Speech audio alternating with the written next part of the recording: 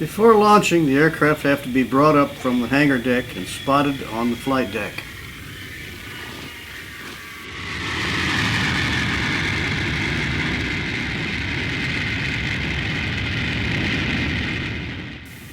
Here's a Skyraider being brought up from below via the deck-edge elevator.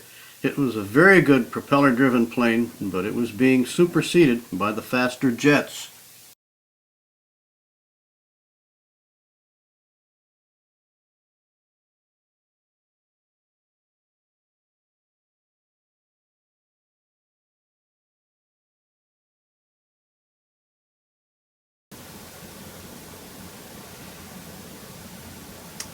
While the aircraft are being towed aft to clear the catapult area, the rescue helicopter takes off. In case the plane goes into the water, the helicopter will pick the pilot up.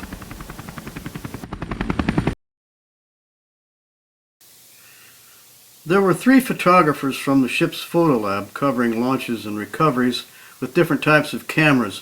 My job was to take pictures of any accidents with the camera, which took a rapid sequence of pictures as long as the trigger was held down. This is Vulture's Row. Swabbies who weren't busy would watch. I wish I could have sold tickets.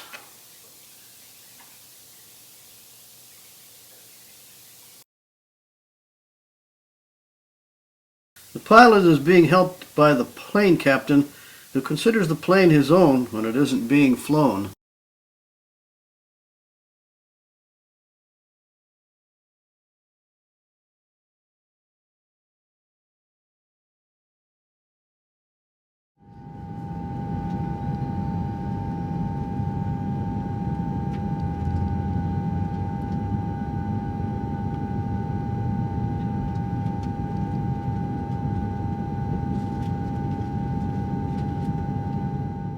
The plane taxis onto the catapult while being steered by the fork-like object which goes over the nose wheel.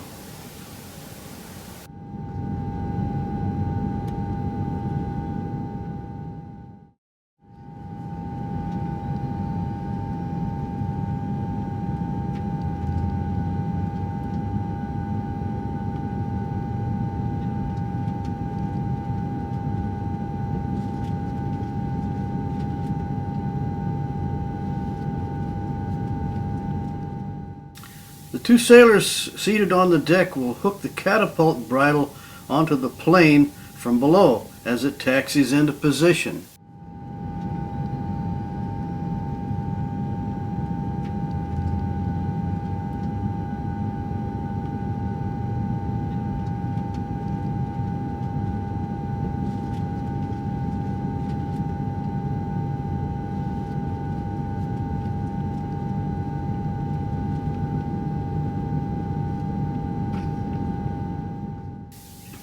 This is the launch officer. When the plane is in position and hooked up, he signals the pilot to rev up his engines and then signals the man who operates the catapult to launch the plane.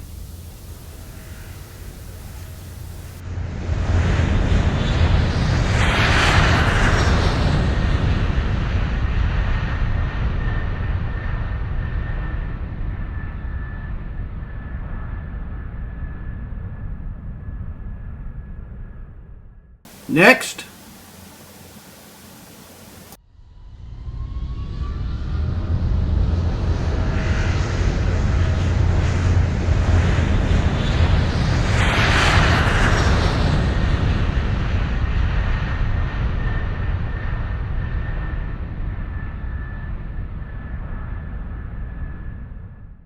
While the squadrons are carrying out their missions, the fleet will change course and the crew will carry out their assigned tasks. My task was, among other things, to develop, dry, print, and enlarge and swab the occasional deck. When the returning planes are near, the Essex and her escorts turn into the wind to carry out the recoveries. Its mission accomplished, this returning formation has its tail hooks lowered. Look closely.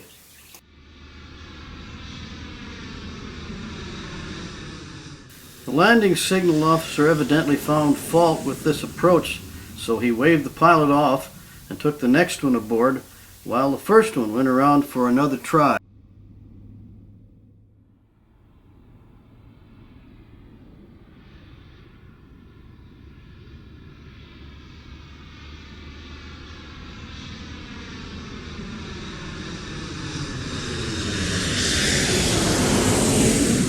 Good landing.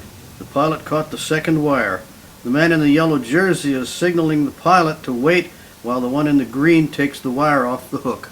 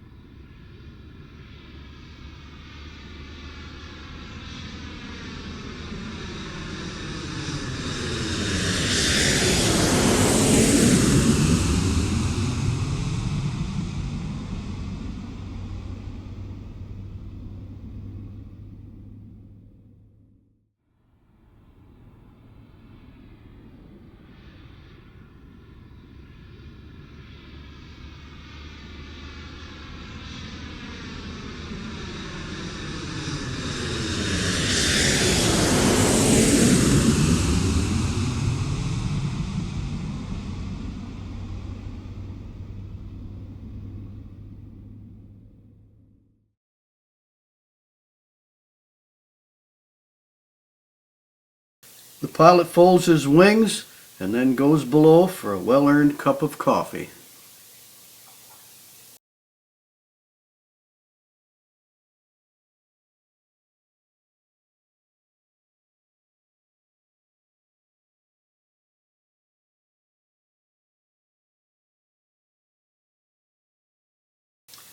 Whoops!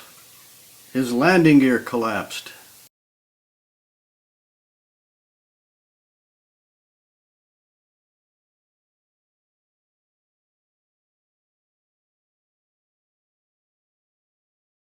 There was no fire, so the hot papa didn't have to pull a pilot out of his burning plane today. But Tilly the crane got some work.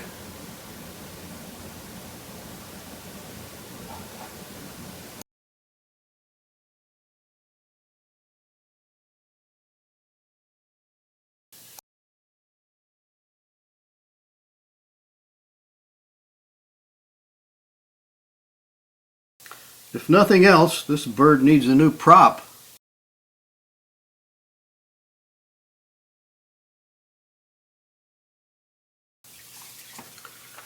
Fires can happen, though rarely. This one was caused by a passing tractor that snagged the plane's gas tank. It had nothing to do with combat. It was put out promptly.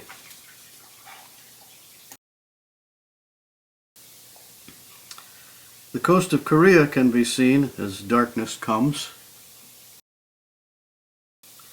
Horoho, my fellow photographer, is taking the camera from one of the photo planes and will bring it to the photo lab to be processed so the photo intelligence people can examine strike photos and perhaps make plans for another strike.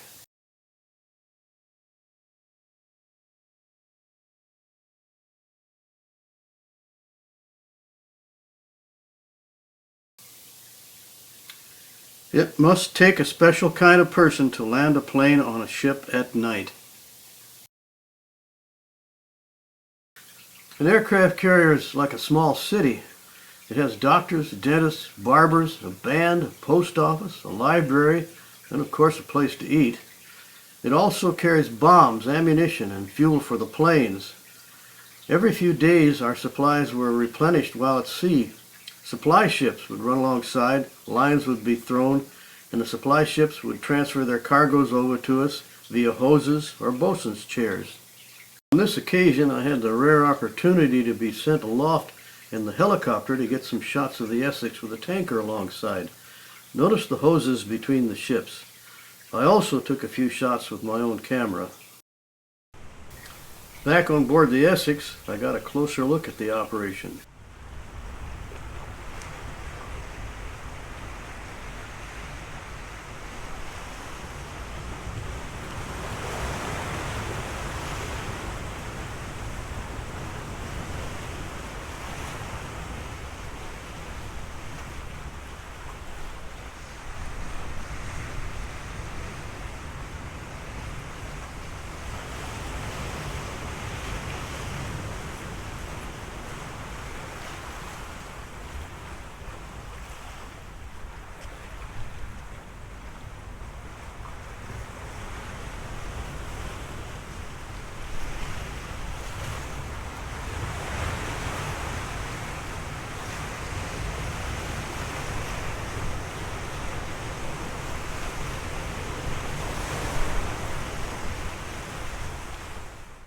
The transfer of fuels completed, the tanker disconnected the hoses and made way for the supply ships carrying armaments and mail, food, and other necessities.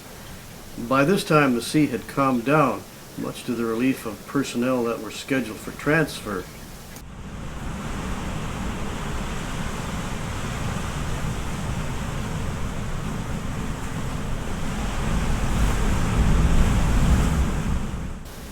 The deck of the supply ship was a beehive of activity while the supplies were being loaded onto the slings.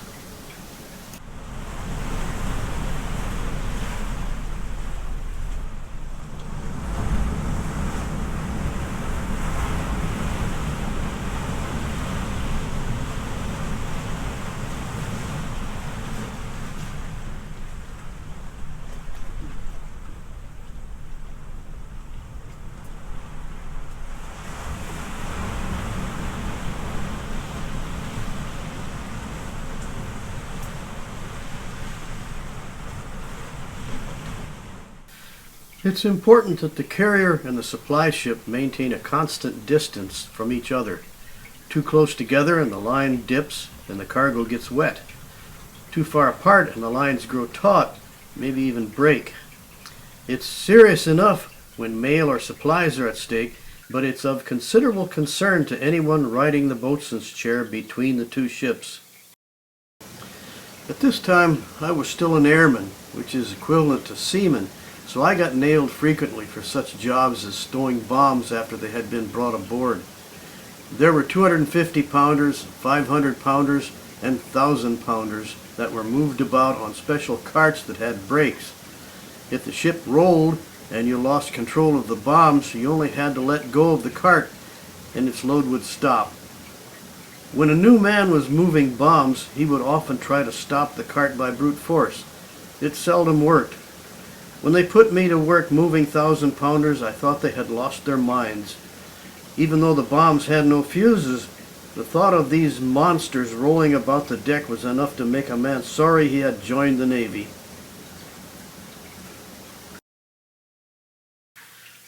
Korea in the background, the last supply ship leaves us.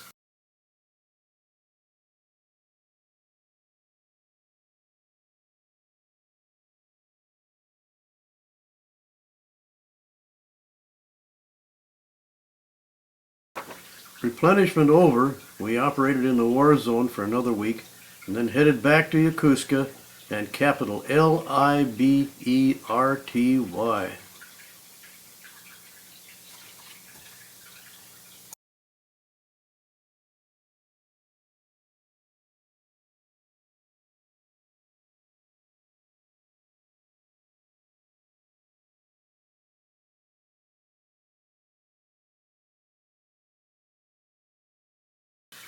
We anchored out in the stream this time because the Oriskany was occupying the dock.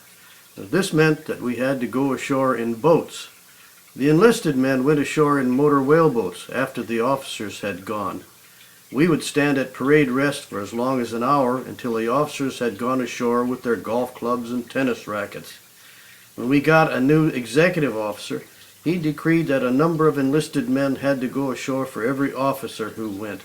Morale improved.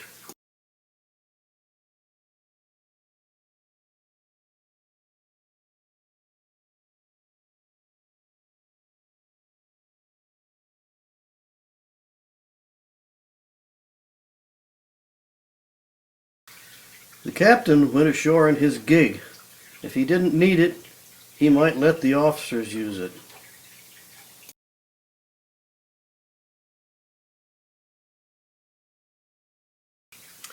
Going over the side to scrape and paint is one crappy job I never got assigned to.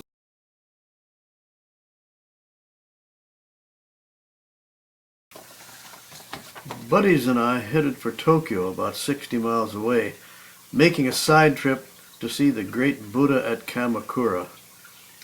It is a hollow bronze statue that had been standing for over 700 years when we visited it. You can get an idea of its size from the people standing at its base.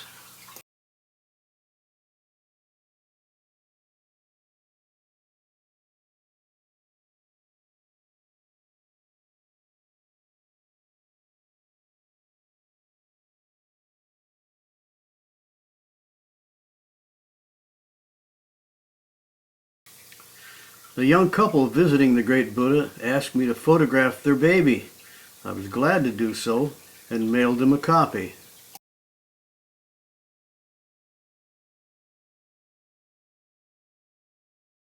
The next stop was Tokyo. Here I am standing under the street sign of Tokyo's main drag. The mustache will soon come off.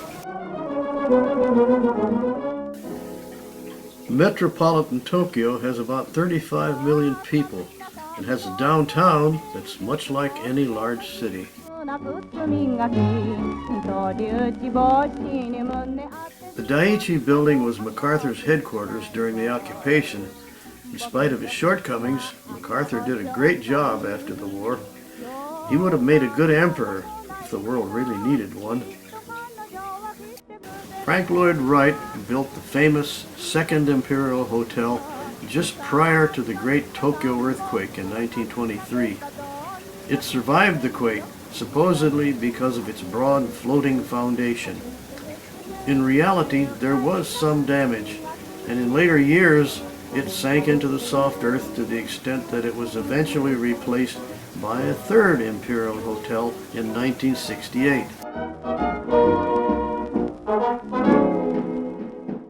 The following 4 pictures were taken near the moat that surrounds the Imperial Palace grounds.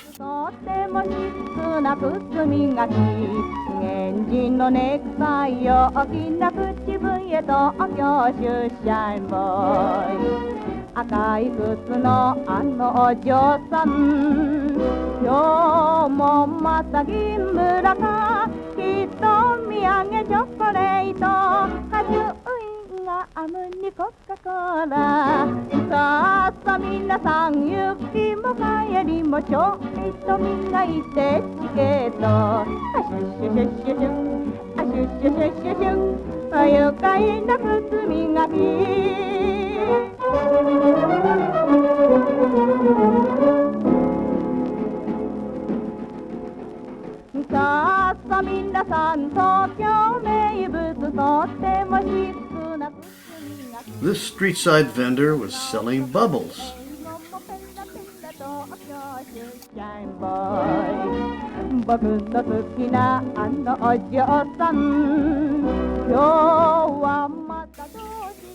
But my shipmate wanted to buy a kimono for his mother. This store specialized in kimonos. The salesgirl was very sweet and demure until she posed with butts. Then she transformed into a glamour girl. In spite of the apparent modernity of the people in this part of Tokyo, traditional Japanese clothing was still much favored. This mannequin was displayed in the window of a large department store on the Ginza.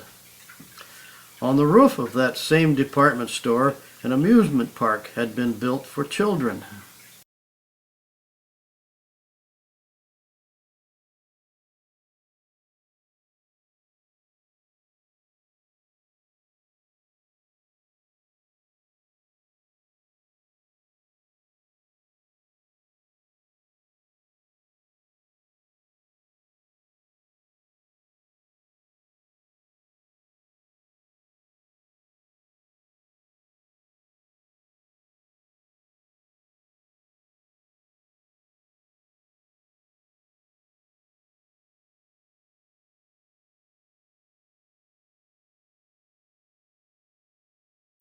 In the main business district, everything had a set price on it, but it wasn't a long walk to a different neighborhood that was quite different, an area where bargaining was the custom as it was in Yokosuka.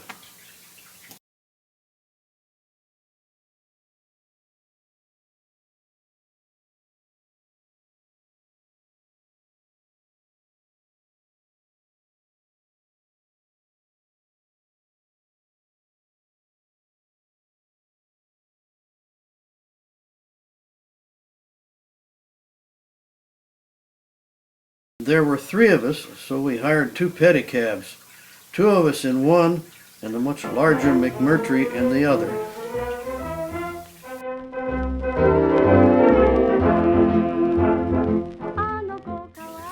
Our pedicab driver told us that this statue was of a very important man, but he couldn't quite remember who.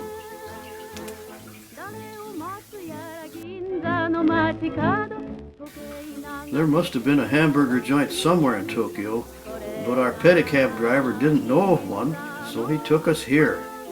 We were hungry, so we gave it a shot. These dishes were displayed in a case in front.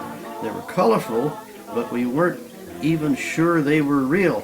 So in spite of our inability to ask for anything but biuru, we made the best of it and ate heartily with chopsticks.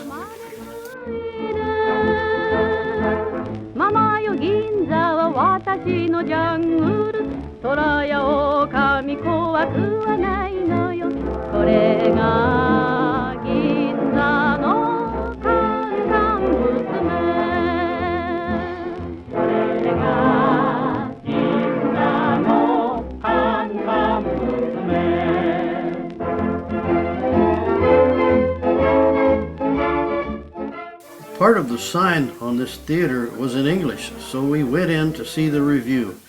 It was for Japanese audiences, but we enjoyed it because it was colorful and modern. I later learned that these entertainers were Takarazuka girls. In the movie Sayonara with Marlon Brando, Brando fell in love with one of them.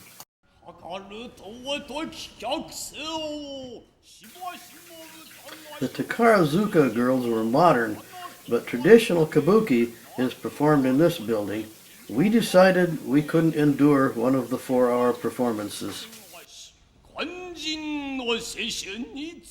Modern baseball was the number 2 sport in Japan, but sumo wrestling was still number 1 when we were there.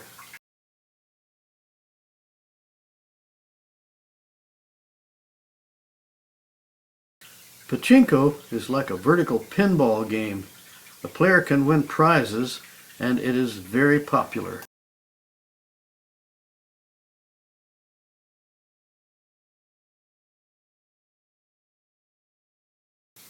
Whatever the game is here, they all seem to prefer this end of the teeter-totter.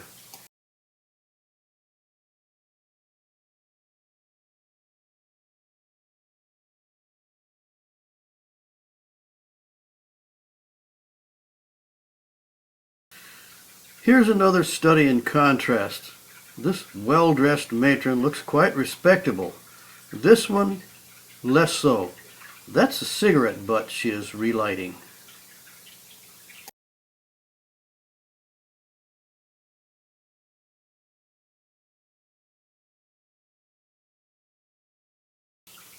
Unlike most Japanese, this street person took offense at my camera and raised his stick to me.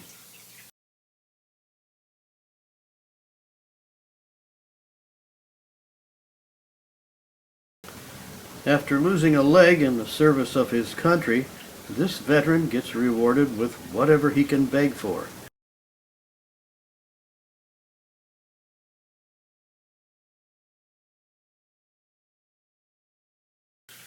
This huge torii is the gateway to a Shinto temple, which is the oldest one in Tokyo.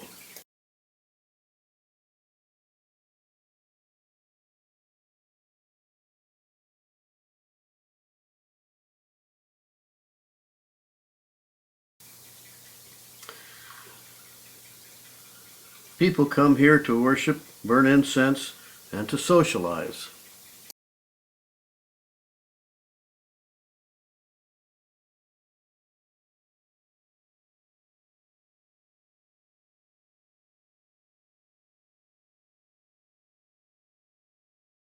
Liberty over, we found our way back to the train station and returned to Yokosuka and the Essex. We saw a lot in one day, but there will be more to see when we return.